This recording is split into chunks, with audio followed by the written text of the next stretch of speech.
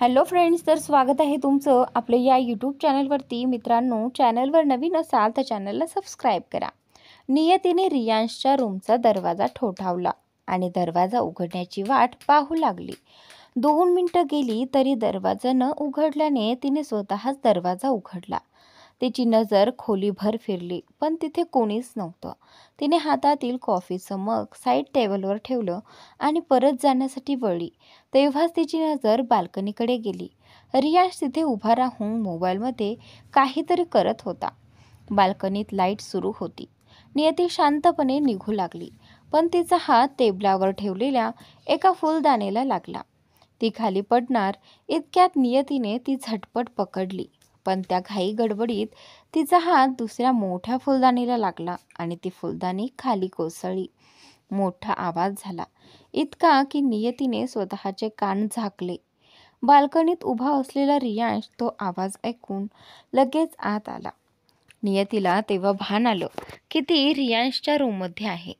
ती पटकन बाहेर जाणार होती, पण त्याचवेळी रियांशचा आवाज तिला ऐकू आला. त्यामुळे ती गोंधळून गेली आणि झटकन बेडच्या मागे लपली. रियांश आत आला, जमिनीवर फुटलेली फुलदाणी पाहिली आणि मग टेबलावर ठेवलेली कॉफी पाहून स्वतःशीच म्हणाला, हे सर्वंट लोकांचं काय झाले? जर कॉफी आणली होती तर माझ्या हातात द्यायला हवी होती ना, आणि आता माझा रूमही घाण करून गेलेत. खाली जाऊन सगळ्यांना नीट सुनावतोच, असं म्हणत तो टेबलाजवळ गेला. कॉफी उचलली आणि निवांतपणे पीत चालला. बेडच्या मागे लपलेली नियती हे सगळं ऐकून मनात म्हणाली, बरं झालं त्याला कळलं नाही की कॉफी मी आणली आणि रूमही मीच घाण केलं, नाहीतर तो नक्की मला सर्वंटच म्हणाला असता आणि मग पुन्हा भांडणं झालं असतं. ती हळू आवाजात पुटपुटली, पण आता इथून बाहेर कसं जावं त्याला कळू न देता तिने हळूच आपलं डोकं बाहेर काढून पाहिलं तर रियांश दुसऱ्या दिशेला बघत होता. नियती सावधपणे बाहेर निघू लागली. ती दरवाजाकडे जात होती, पण त्या क्षणी रियांश तिच्याकडे वळला, म्हणून ती पटकन टेबलाखाली शिरली. त्या घाईत तिचा हात घासला गेला आणि त्यातून हलकं रक्त येऊ लागलं. तिला खूप वेदना होत होत्या. आज नेमकं माझ्याबरोबरच हे सगळं का होतंय, ती मनात म्हणाली. तेवढ्यात रियांश पुन्हा दुसऱ्या बाजूला वळला. नियतीने संधी साधून दबक्या पावलांनी दरवाजाजवळ येऊन पुन्हा दरवाजाच्या मागे लपली. रियांशने मग कप टेबलावर ठेवला, आपला टी-शर्ट काढला आणि आरशासमोर जाऊन परफ्यूम स्प्रे करू लागला. नियतीने पुन्हा डोकं बाहेर काढून पाहिलं आणि त्याला शर्टलेस पाहून तिच्या डोळ्यांचा आकार मोठा झाला. तिने पटकन डोळे मिटून घेतले आणि डोकं आत ओढलं. ती वर पाहून हळू आवाजात म्हणाली, हे देवा, आज मला या रियांशपासून वाचव, मला काहीतरी मार्ग दाखव. त्याच क्षणी रियांशच्या नजरेत आरशातून काहीतरी लाल रंगाचं पडलेलं दिसलं. नियतीचा दुपट्टा. त्याने डोळे बारीक करून नीट पाहिलं आणि दुपट्टा ओळखला, पण नियती दिसली नाही. त्याला राग आला. त्याला वाटलं, काहीही नैना तर नाही ना? जर तीच असेल तर आज तिला सोडणार नाही, असं ठरवून तो रागाने दरवाजाकडे गेला. नियतीला पावलं ऐकू आली, म्हणून तिने आपले दोन्ही हात तोंडावर ठेवले. रियांशने दरवाजा उघडला आणि त्याला खरंच तिथे कोणी उभं असल्याचं दिसलं. तो संतापाने लाल झाला. हाऊ डेअर यू, माझ्या रूममध्ये यायची तुझी हिंमत कशी झाली, तो ओरडला. नियती अजूनही दोन्ही हातांनी चेहरा झाकून उभी होती. ती मनात म्हणाली, नियती, आता तुझं गुपित उघडलं, आता जे होईल त्याला तूच जबाबदार. रियांश म्हणाला, बोल, माझ्या रूममध्ये काय करायला आलीस तू? तेवढ्यात नियतीने आपले हात चेहऱ्यावरून हटवले. रियांश क्षणभर थक्क झाला. तू? तो आश्चर्याने म्हणाला, तू इथे कशी आलीस? आणि तो काही काळ तिच्याकडे निर्विकार नजरेने पाहत राहिला. नियती मनात म्हणाली, नियती, तू याच्यापासून घाबरतेस का? हा काही राजा नाही, सांग त्याला सरळ, का आलीस इथे? नियती आता तिच्या नेहमीच्या अंदाजात म्हणाली, मी इथे आंटीच्या सांगण्यावरून तुला कॉफी द्यायला आले होते. आता सांगितलं ना तर बाजूला हो, मला बाहेर जायचं आहे, असं म्हणत ती रियांशच्या जवळून निघून जाण्याचा प्रयत्न करते. पण रियांश तिच्यासमोर हात पसरवून उभा होता, ज्यामुळे नियती पुढे जाऊ शकत नाही. तिला आश्चर्य वाटलं आणि गोंधळलेल्या नजरेने त्याच्याकडे ती पाहते आणि म्हणते, तू माझा रस्ता का अडवलास? सांगशील का कृपया? तिच्या अशा टोनने रियांश थोडा चकित होतो आणि म्हणतो, म्हणजे ती कॉफी तूच घेऊन आली होतीस आणि तो फुटलेला वास तूच तोडलास का? आणि त्यानंतर नियती निर्धास्तपणे म्हणते, हो, मीच तोडलं. आता विचारलं आहेस ना तर बाजूला हो आणि मला जाऊ दे. रियांश तिच्या अशा थेट बोलण्याने नाराज होतो. तो शांतपणे म्हणतो, तुला माहीत आहे का, तो वास माझा आवडता होता. आणि त्यानंतर नियती आता त्रस्त होऊन म्हणते, तर मी काय करू? फुटलंय ना, झालं. आता मी ते पुन्हा जोडू शकत नाही. रियांश म्हणतो, मी तुला ते जोडायला सांगत नाहीये, पण त्याची भरपाई मात्र तुला करावी लागेल. नियती आश्चर्याने विचारते, भरपाई? कसली भरपाई? रियांश तिच्या डोळ्यात पाहत शांतपणे म्हणतो, मी सांगतो तुला कसली भरपाई. आणि तो तिच्याकडे चालू लागतो. नियती मागे सरकते आणि त्यानंतर ती थोडी घाबरून म्हणते, हे काय करताय तुम्ही मिस्टर रियांश ठाकूर? इतक्यात ती मागे भिंतीवर आपटते आणि रियांशकडे रागाने पाहते. रियांश तिच्या डाव्या बाजूला हात भिंतीवर ठेवून थोडा तिच्या जवळ झुकतो आणि हळू आवाजात म्हणतो, पहिली गोष्ट, मला काय करायचे हे तुला सांगायची गरज नाही. आणि दुसरी गोष्ट, रियांश ठाकूर नाही, द रियांश ठाकूर. नियती रागाने बोट दाखवत म्हणते, हटो माझ्या समोरून. तिचं बोलणं ऐकून रियांश शांतपणे म्हणतो, असं कसं? अजून भरपाई बाकी आहे. म्हणजे जे तू तोडलंस ते तुला साफ करावं लागेल. नियती अविश्वासाने म्हणते, काय काय म्हणालात? मी ते साफ करणार नाही. तुम्हाला जे करायचे ते करा. आणि त्यानंतर असं म्हणत ती त्याचा हात झटकवून दरवाजाकडे जाते. जशी ती दरवाजा उघडते तसाच रियांश तिचा हात पकडतो आणि तिला आपल्या जवळ ओढतो. नियती चिडून त्या हातांकडे पाहते जे रियांशने घट्ट पकडलेले असतात. ती काही बोलणार एवढ्यात दरवाजावर ठोका ऐकू येतो. रियांश थोडा चकित होतो, पण नियती पूर्ण शांत असते. तो पटकन तिचे हात पकडून तिला दरवाजाच्या मागे लपवतो. नियती संतापून म्हणते, रियांश, हे काय करताय तुम्ही? माझे हात सोडा. बाहेर कोणी आहे? दरवाजा उघडू द्या. ती दरवाजा उघडण्याचा प्रयत्न करते, पण रियांश पुन्हा तिचे हात पकडतो आणि म्हणतो, मला नकोय की आपल्याबद्दल कोणालाही गैरसमज व्हावा, म्हणून तू इथेच राहशील आणि बाहेर येणार नाहीस, समजलं? नियती ठामपणे म्हणते, नाही, मी असं काही करणार नाही. आपण काही प्रेमी नाही आहोत की कोणाला कळलं की आपण एका रूममध्ये होतो म्हणून चोरी पकडली जाईल. मी फक्त तुला कॉफी द्यायला आले होते. आता दरवाजा उघडा. रियांशला समजतं की ती काही त्याचं ऐकणार नाही, त्यामुळे तो तिला वळवतो, तिच्या तोंडावर हात ठेवतो आणि दरवाजा किंचित उघडतो. तू इथे काय करतेस? रियांश समोर उभ्या असलेल्या नैनाकडे पाहत विचारतो.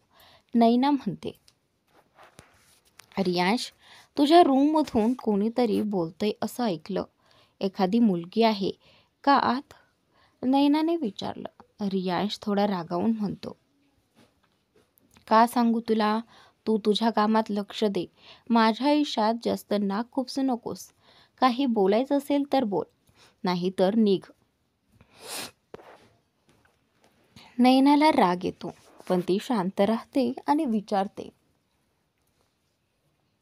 रियांश, तुझा एक हात मागे का आहे? काही लपवतोयस का? नियतीला समजतं की दरवाजावर नैना आहे. ती मनात म्हणते, अगं नैना, आता तुला दाखवते मी. इतकं म्हणून ती रियांशचा हात चावते आणि बाहेर येते. ती थेट रियांशच्या शेजारी येऊन उभी राहते. नैना आश्चर्याने विचारते, तू तू इथे काय करतेस? नियती म्हणते, अगदी खरं सांगायचं तर मी रियांशला कॉफी द्यायला आले होते. ती एवढंच बोलते. तोच रियांश मध्येच म्हणतो, नैना, तुला दिसत नाही का? आपण दोघं एकत्र आहोत. बाकीचं तू हुशार आहेस, स्वतः समजून घे. नियती आश्चर्याने त्याच्याकडे पाहते आणि विचारते, तू असं खोटं का बोलतोयस? खरं खरं सांग ना, मी इथे का आले? त्यानंतर रियांश म्हणतो, बस नियती, पुरेसं बोललंय. पुढचं सांगणं योग्य नाही. नियती तोंड उघडून आश्चर्याने रियांशकडे पाहते. काही बोलायचं होतं, पण ती समोर पाहते तर काय, नैना तिथे नव्हतीच. नियती आता रागाने रियांशकडे पाहत म्हणाली, असं का केलंस तू? सांग ना, यातून तुला नेमकं काय मिळालं? रियांश शांत पण थंड स्वरात म्हणाला, स्वातंत्र्य. आता ती मुलगी हे जाणून माझ्याकडे परत येणार नाही. बरं झालं, तुझ्या येण्याने माझं एक काम तरी सोपं झालं. नियतीचा राग आणखी उसळला. ती तडक म्हणाली, तुझ्यासारख्या मुलाकडून मी असंच काहीतरी अपेक्षित होतं. तू किती नीच आहेस हे तर मला इंदोरमध्येच समजलं होतं, पण आज तर प्रत्यक्ष पाहिले. रियांश संतापून पुढे आला. दोन्ही हातांनी नियतीचे हात घट्ट पकडले आणि तो तिला रागाने म्हणाला, कशी काय तुझी हिंमत झाली मला घटिया म्हणायची? नियती थरथरत म्हणाली, जसं तू आत्ता केलंस त्यालाच घटिया म्हणतात. रियांश तिच्याकडे संतापाने पाहत राहिला.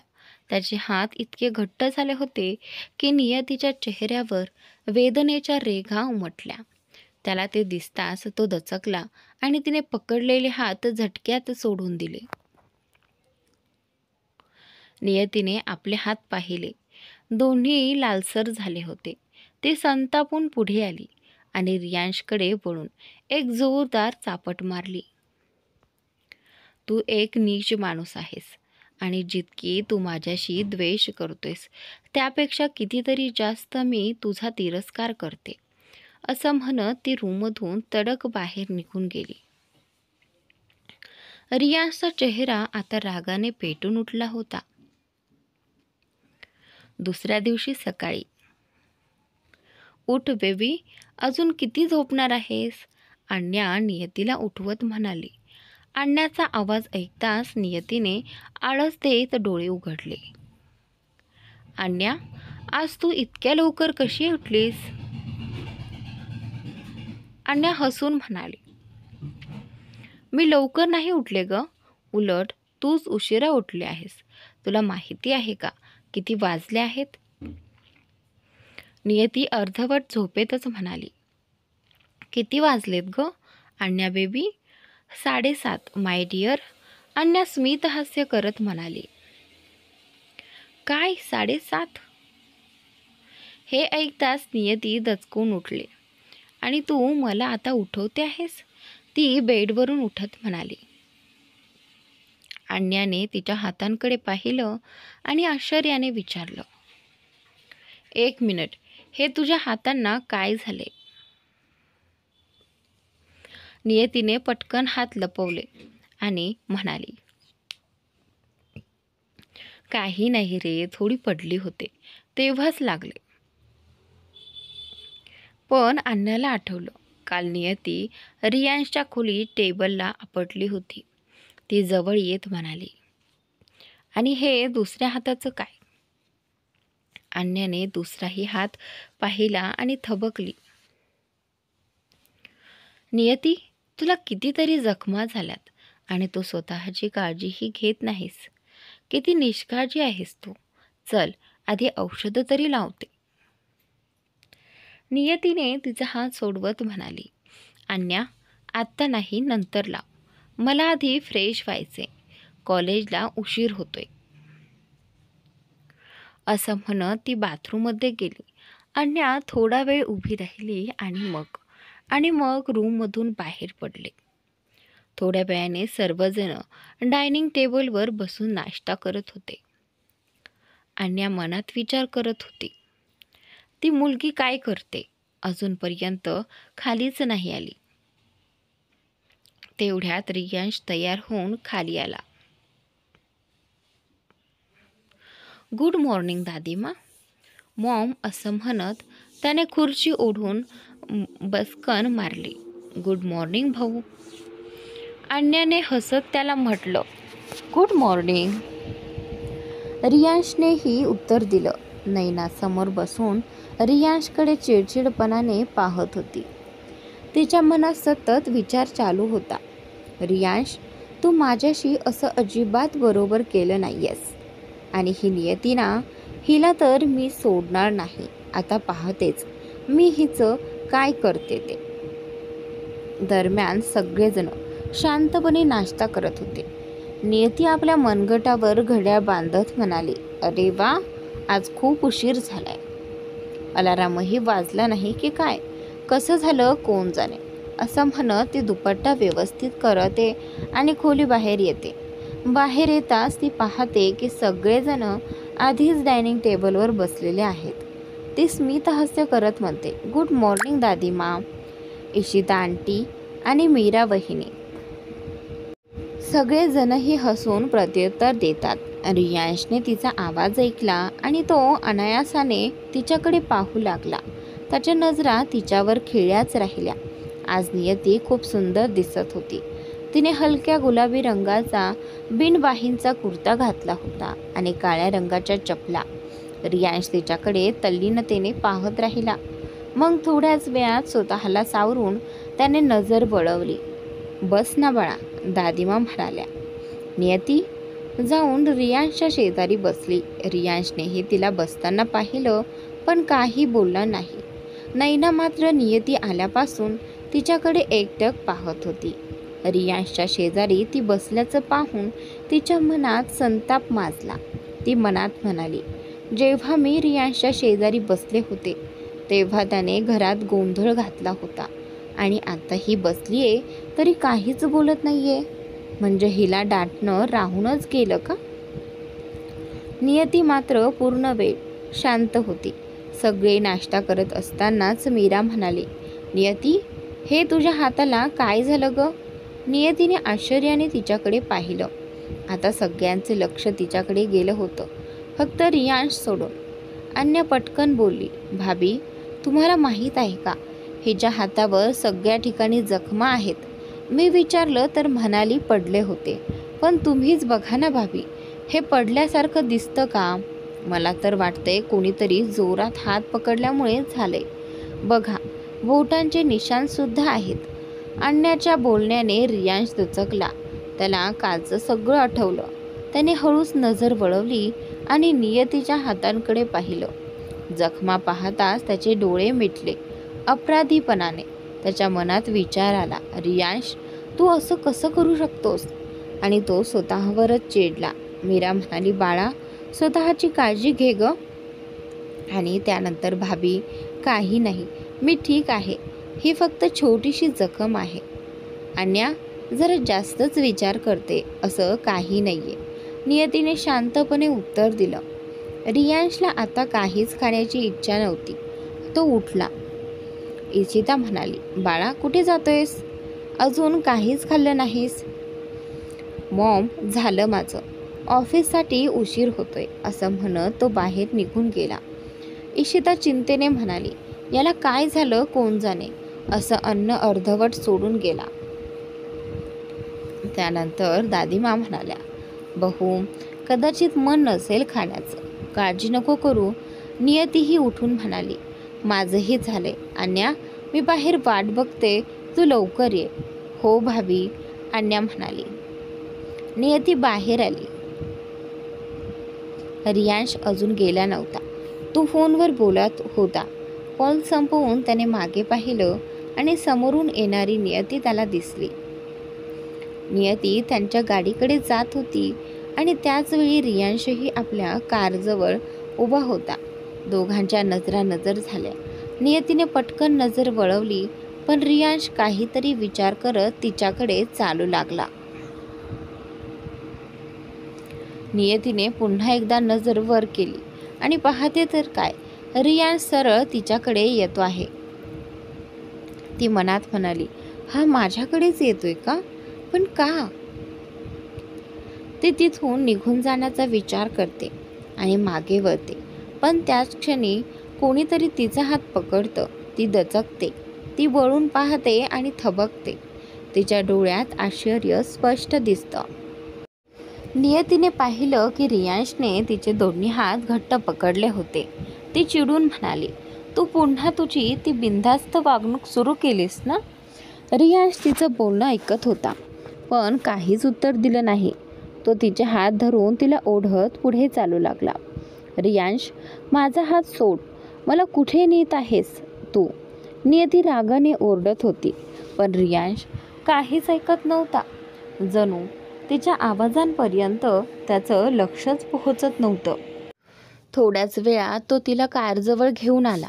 तिचा हात सोडून त्याने कारमधून एक छोटंसं मेडिकल किट बाहेर काढलं. नियतीला काहीच समजेनासं झालं. हा नक्की करतोय तरी काय, ती मनात म्हणाली. पण जेव्हा तिच्या नजरेत त्याच्या हातातलं मेडिकल किट पडलं, तेव्हा तिला थोडा अंदाज आला. रियांशने औषध घेतलं आणि एका झटक्यात पुन्हा तिचे हात पकडले. तो तिच्या हातांवर सावधपणे औषध लावू लागला. नियतीला हे अनपेक्षित होतं. ती अक्षरशः थिजून उभी राहिली, जणू काही पुतळा बनली होती. रियांशने आधी तिच्या एका हातावर औषध लावलं, मग दुसऱ्यावरही. तेवढ्यात त्याच्या नजरेत आणखीन एक जखम आली. औषध लावताना तो म्हणाला, ही तिसरी जखम माझ्यामुळे नाही झाली, मग ही कशी झाली? नियतीने त्याच्याकडे रागाने पाहत उत्तर दिलं, ही जखमही तुमच्याचमुळे झाली आहे. काय? पण मला नीट आठवतंय, मी तुला दुसरीकडे कुठेच दुखावलं नाही, रियांश म्हणाला. ती खवळून म्हणाली, जेव्हा मी तुझ्या खोलीत लपले होते ना, तेव्हाच ही जखम झाली. समजलात का मिस्टर रियांश ठाकूर? रियांश तिचं बोलणं ऐकत तिच्याकडे शांतपणे पण बारकाईने पाहू लागला. नियती त्याच्याकडे पाहत म्हणाली, तुला काय वाटतं रियांश, असं करून तू चांगला माणूस बनशील का? नाही, कधीच नाही. तुझी खरी समस्या तुझी विचारसरणी आहे. जोपर्यंत ती बदलत नाही तोपर्यंत. ती एवढंच बोलली होती की रियांश अचानक रागाने तिच्या खांद्याला धरून म्हणाला, तुला इजा माझ्यामुळे झाली म्हणून मी हे सगळे करतोय आणि मला चांगलं दिसायचं काही कारण नाही. हे बोलून त्याने तिचा खांदा सोडला आणि कारमध्ये बसून निघून गेला. नियतीने त्याच्याकडे बघून एक हलकी पण टोचणारी स्मितहास्य दिलं. ती मागे वळली तर तिच्यासमोर अन्या उभी होती. सगळं ऐकलं मी, जे तुझ्या आणि माझ्या भावाच्या मध्ये झालं, अन्या म्हणाली. चल, कॉलेजला उशीर होतोय, नियती म्हणाली आणि पुढे निघाली. अन्या तिच्या मागे येत म्हणाली, नियती, आय एम सॉरी, मला खरंच माहिती नाही माझ्या भावाला काय झालंय. नियतीने कटाक्ष टाकत उत्तर दिलं, ओ, तर मिस अन्या ठाकूर आता आपल्या भावाची वकिली करत आहे तर? भाऊ चुकला आणि बहीण माफी मागते?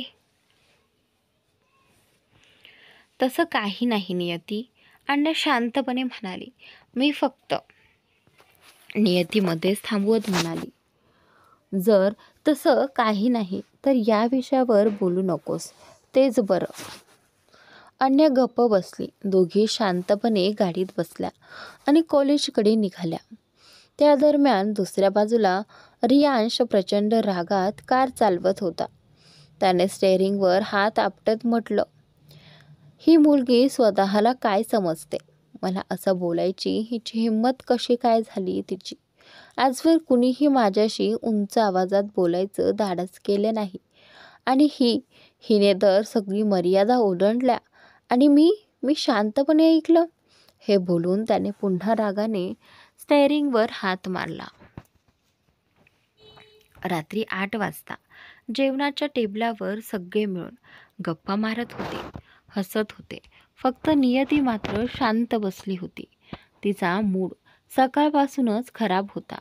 खरं तर काल रात्रीपासूनच. मीरा तिच्या शांततेकडे लक्ष देत होती. शेवटी ती म्हणाली, नियती. नियती काहीच उत्तर देत नाही. तेव्हा मीरा पुन्हा तिचं नाव घेत म्हणते, नियती. यावेळी नियती दचकून मीराकडे पाहते आणि पटकन म्हणते, हो हो भाभी, बोला ना. मीरा काळजीत विचारते, काही प्रॉब्लेम आहे का? तुम्हाला थोडी चिंतेत दिसतेस. सगळे लोक शांत बसले होते आणि फक्त मीरा आणि नियती यांचं संभाषण ऐकत होते. अन्या काही बोलायला जातेच तेवढ्यात नियती तिला डोळ्यांनी इशारा करून गप्प राहायला सांगते. अन्या काहीही न बोलता शांत बसते. नियती म्हणते, नाही भाभी, तसं काही नाही. फक्त थोडं अभ्यासाचं टेन्शन असतं, बाकी काही नाही. मीरा पुन्हा विचारते, तू खरं बोलते आहेस ना? रियाशमुळे काही त्रास तर नाही ना तुला? हे ऐकून नियती थोडी चकित होते. ती अन्याकडे पाहते, पण अन्या इशाऱ्याने डोके हलवून नाही असं सांगते. मीरा जेव्हा हे विचारते तेव्हा सगळ्यांचे लक्ष नियतीच्या उत्तराकडे लागलेलं असतं. त्याचवेळी रियांश घरात प्रवेश करतो. त्याच्या कानावर स्वतःचं नाव पडतं आणि तो पाय रोखून थांबतो. दादी लगेच म्हणतात, नियती बेटा, मीरा जे बोलते आहे ते खरं आहे का? जर तसं असेल तर सांग, आम्ही रियांशला समजावू. रियांश दादींचं बोलणं ऐकून मनातच म्हणतो, हो दादी, तुम्हाला तर नेहमी माझ्यावरच राग काढायचा असतो. आणि ही मुलगी गप्प का आहे? काही सांगणार तर नाही ना? नियती बघते की बोलणं आता फार पुढे चाललंय, म्हणून ती हलकेच हसत म्हणते, नाही दादी, असं काही नाही. खरंच अभ्यासाचं ओझं थोडं जास्त झालंय, म्हणून थोडं मन त्रासलेलं आहे. विश्वास नसेल तर अन्याला विचारा ना. ती अन्याकडे पाहत म्हणते, काय अन्या, सांगा ना सगळ्यांना. अन्या पटकन म्हणते, हो, नियती बरोबर बोलते. मला पण इतकं टेन्शन आहे की मला नीट जेवणही होत नाहीये. हे ऐकून सगळ्यांचं लक्ष अन्याच्या प्लेटकडे जातं. नियतीही तिच्या प्लेटकडे पाहते आणि मनातच म्हणते, इतकं उघड झूट बोलायची काय गरज होती? मीरा हसत म्हणते, पण अन्या, तुझ्या प्लेटकडे पाहून तरी काही टेन्शन दिसत नाहीये. अन्या थोडी गोंधळत म्हणते, अरे, तुम्ही माझ्या प्लेटकडे लक्ष देऊ नका. मन नाही लागत जेवणात, पण पोटालाही आपला हक्काचा अन्न तर हवं ना. हे ऐकून नियती तिला रागाने पाहते आणि अन्या लगेच शांत बसते. तेवढ्यात रियांश हे सगळं ऐकून आपल्या खोलीकडे जाण्यास निघतो. दादी त्याला पाहून म्हणतात, अरे रियांश पुत्र.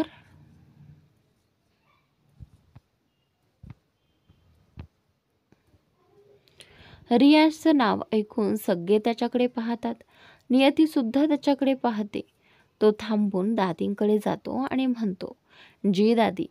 दादी म्हणतात, बेटा, थोडं लवकर येत जा ना घरी, किती उशीर करतोयस? रियांश उत्तर देतो, जी दादी, काम संपताच लगेच येईल. आता मी बदलून येतो. असं बोलून तो वर जाण्यासाठी निघतो. तेव्हा त्याची नजर नियतीकडे पडते. दोघांचे डोळे क्षणभर भिडतात. नियती लगेच नजर वळवते आणि जेवणात लक्ष घालते. रियांश तिच्या या वागण्यावर हलका हसतो आणि वर आपल्या खोलीत निघून जातो. थोड्या वेळाने तो खाली येतो. त्याने काळ्या रंगाची ट्राउझर आणि काळा टी शर्ट घातलेला असतो.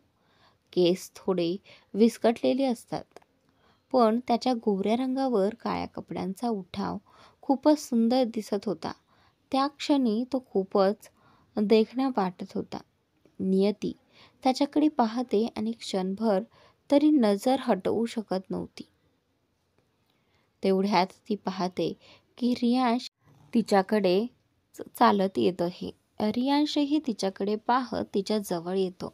नियतीचं हृदय अचानक जोरात धडकू लागतं आणि त्यानंतर रियांश आता अगदी तिच्या जवळ येतो आणि हलकासा झुकून तिच्या शेजारी ठेवलेलं सफरचंद उचलतो. तो समोरच्या खुर्चीवर बसतो आणि तिच्याकडे पाहतो. नियती आता भानावर येते आणि त्याच्याकडे बघते. रियांशही तिच्याकडेच पाहत असतो. नियतीने पटकन आपली नजर खाली ठेवली. तेवढ्यात एक मेडने पटकन रियांशचं जेवण काढून ठेवलं. नियती मनातच विचार करत होती, खरंच हा किती उद्धट आहे. नियती, याच्यापासून थोडं सावध राहा. ती स्वतःला समजावत होती. तिला खूप अस्वस्थ वाटत होतं, कारण तिच्या समोरच रियांश बसला होता आणि आज तो केवळ तिच्याकडेच पाहत होता. नियतीने जेवण अर्ध सोडूनच उठली आणि म्हणाली, माझं जेवण झालंय, मी माझ्या रूममध्ये जाते. तेवढ्यात इशिता म्हणाली, अगं नियती, आम्ही सगळे अजून जेवत आहोत आणि तू आधीच उठलीस, असं कसं जेवतेस तू? तेवढ्यात आजी हसून म्हणाल्या, नियती, असंच खातेस म्हणूनच तर इतकी बारीक झाली आहेस. नियती हलकेच हसून म्हणाली, नाही आजी, मी बारीक नाही आहे, फक्त पोट भरलं एवढंच. ती आणखी काही बोलणार इतक्यात तिचा फोन वाजला. तिने पाहिलं, न्यासाचा कॉल होता. आजी, मी थोडं बोलून येते, असं म्हणत ती थोडं चालण्यासाठी बाहेर गेली. रियांश तिच्या जाण्याकडे निरखून पाहत राहिला. एवढ्या सकाळी? पुढच्या सकाळचे 7 वाजले होते. रियांश तयार होऊन खाली आला. त्याला समोर इशिता उभी दिसली. मॉम, तुम्ही इतक्या लवकर का उठलात? रियांशने विचारलं. आणि त्यानंतर इशिता हसत म्हणाली, बेटा, तू एअरपोर्टला चाललास ना? त्यानंतर हो मॉम, पण तुम्ही का विचारत आहात? कारण तुला कॉफी प्यायची होती ना, म्हणून मी लवकर उठले. इशिता म्हणाली, मॉम, आत्ता नाही, आधी मी डॅडला घेऊन येतो, मग आपण सगळे मिळून ब्रेकफास्ट करू. आता निघतो, नाहीतर उशीर होईल. आणि तुम्हाला माहिती आहे ना, डॅडला वेळ वाया घालवणं अजिबात आवडत नाही. इशिता हलकेच हसल्या आणि मान डोलावली. रियांश घराबाहेर निघाला. थोड्या वेळाने तो एअरपोर्टवर पोहोचला. तेथे आधीच अवधान ठाकूर उभे होते. त्यांच्यासोबत सिक्युरिटी गार्ड्सही होते. रियांश त्यांच्या जवळ गेला आणि त्यांना मिठी मारली. अवधाननेही त्याला आपल्याकडे ओढून घेतलं. डॅड, ट्रिप कशी झाली? रियांशने विचारलं. अवधान हसत म्हणाले, बेटा, विचारूच नकोस, ही माझ्या आयुष्यातली सर्वात सुंदर ट्रिप होती. ठाकूर म्हणाला. रियांश हलकच हसतो आणि इकडे तिकडे पाहत विचारतो, शनया आणि प्रिया कुठे आहेत? आणि त्यानंतर तेव्हाच त्याला सनयासोबत लहानशी प्रिया येताना दिसते. प्रिया रियांशला पाहताच आनंदाने म्हणते, चाचू, आय एम बॅक. आणि रियांश तिला उचलून आपल्या मांडीवर घेतो. प्रिया ही मीराची मुलगी आहे. थोड्याच वेळात ते सगळे घराकडे निघून जातात. आणि त्यानंतर आता वेळ झाली होती, रात्रीचे 8 वाजले होते. आणि त्यानंतर पण अजूनही अन्या मॅडम आणि नियती मॅडम दोघी घोर झोपेत होत्या. शेवटी आज रविवार होता. आणि त्यानंतर नियतीचा अलाराम वारंवार वाजत होता, पण ती सकाळी 5 वाजल्यापासून तो बंद करत होती. शेवटी ती ते आता आणखी सहन करू शकत नव्हती. झोपेतून त्रासिक चेहऱ्याने उठताच तिने सर्वप्रथम अलाराम बंद केला आणि स्वतःशीच म्हणाली, अरे देवा, हा अलाराम सुद्धा किती त्रास देतो, विशेषतः सकाळी. असं वाटतं जणू माझ्या स्वप्नात कुणीतरी बँड वाजवते. ती पटकन उठली आणि वॉशरूममध्ये गेली. घरातले सगळे उठले होते आणि आज घरात नेहमीपेक्षा जास्त गजबज होती. मीरा नोकर माईकडून सगळं व्यवस्थित करून घेत होती. प्रियाला आवडणाऱ्या सगळ्या गोष्टी ती बनवत होती आणि त्यासोबत शनयालाही तिच्या आवडीच्या गोष्टी मिळाव्यात याची काळजी घेत होती.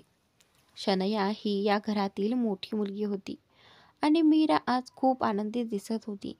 दादी, इशिता आणि मीरा सगळ्या गप्पा मारत बसल्या होत्या. तेव्हाच मीराच्या कानावर एक आवाज आला, मम्मा. ती आवाज ऐकताच ताबडतोब पुढे बघते आणि पाहते की प्रिया तिला हाक मारत उभी आहे. आणि त्यानंतर मीरा पटकन उठते आणि प्रियाला आपल्या मिठीत घेते. मीराच्या डोळ्यात क्षणभर पाणी येतं. हे पाहून प्रिया म्हणते, मम्मा, तुम्ही किती रडता. मी बोलणार नाही तुमच्याशी जोपर्यंत तुम्ही हसत नाही. आता मी माझ्या दादीकडे जाते. दादीही तिला जवळ घेतात आणि प्रेमाने मिठी मारतात.